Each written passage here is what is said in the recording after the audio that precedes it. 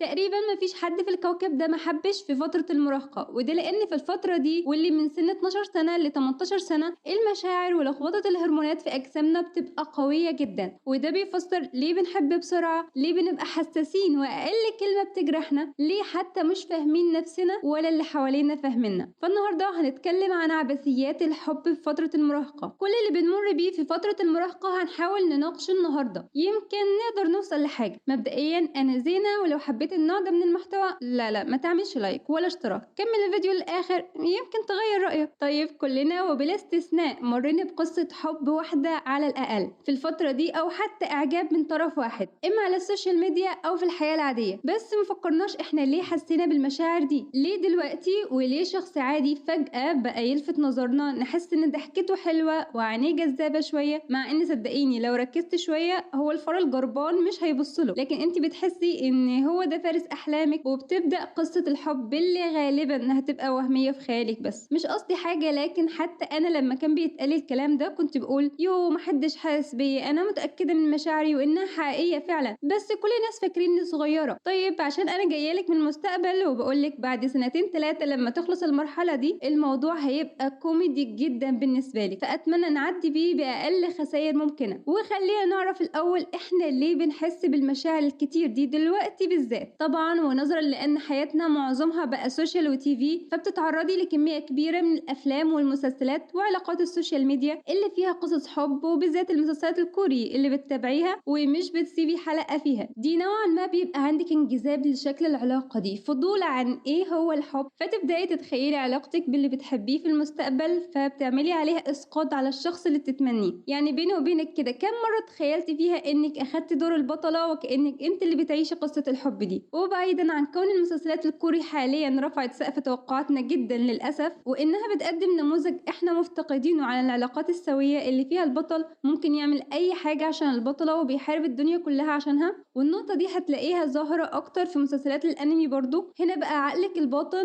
مع وصولك مرحله المراهقه بيبدا يقول طب ما نجرب الحب ده، واهو احنا كبرنا كفايه، يعني انت بتبقي محتاجه لتجربه الشعور ده. يعني عقلك اتعلق بفكرة الحب في المسلسلات والأنمي والسوشيال، فبيحاول يلاقي علاقة حقيقية تشبه ده، وبما أن تفكيرنا لسه مش ناضج ومش مكتمل فبنحاول نسقط العلاقات اللي شفناها على أي شخص انجذبنا ليه. وبعيدا عن أن انتي لسه مقتنعة بوجهة نظرك ومستحيل تغيريها، لكن أنا حبيت أنك تشوفي الموضوع من زاوية أكبر، عشان ساعتها هتفهمي مشاعرك أكتر، وتقفي كده بهدوء قدام المراية وتفكري هل لو اتجوزت دلوقتي وبقى معاكي بنوتة هل هتقبلي انها تحب في الوقت ده وتمشي ورا مشاعرها بدون مراعاة لأي اعتبارات تحت مسمى الحب وبس؟ عارفة الأسوأ من ده ايه؟ ان معظم العلاقات اللي ممكن تمر بيها هيكونوا بيستغلوكي مش اكتر، ما هو مين هيضيع بنوتة أمورة وصغيرة وحلوة ومشاعرها قوية تجاهه؟ طيب أتمنى نكون قدرنا نفهم طبيعة مشاعرنا وإيه اللي ممكن توصلنا ليه. إيه الحل بقى؟ صدقيني الحل بسيط جدا، وهو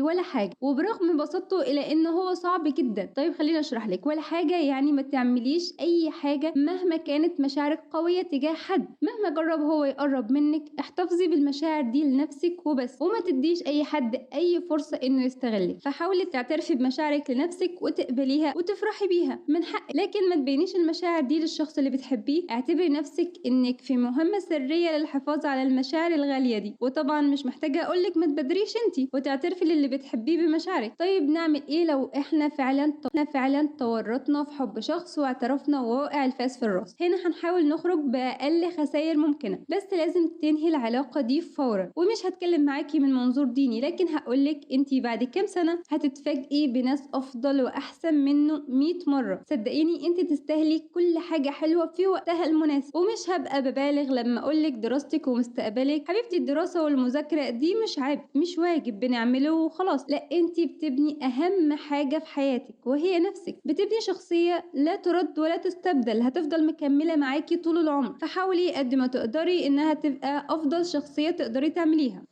ومعلش اني اتأخرت في الفيديو، لكن اخيرا عملنا فيديو. ولو كلامي لمسك وحسيتي بيه اشتركي في قناتي واعملي لايك، ويلا مستنياكم في الكومنتات. سلام.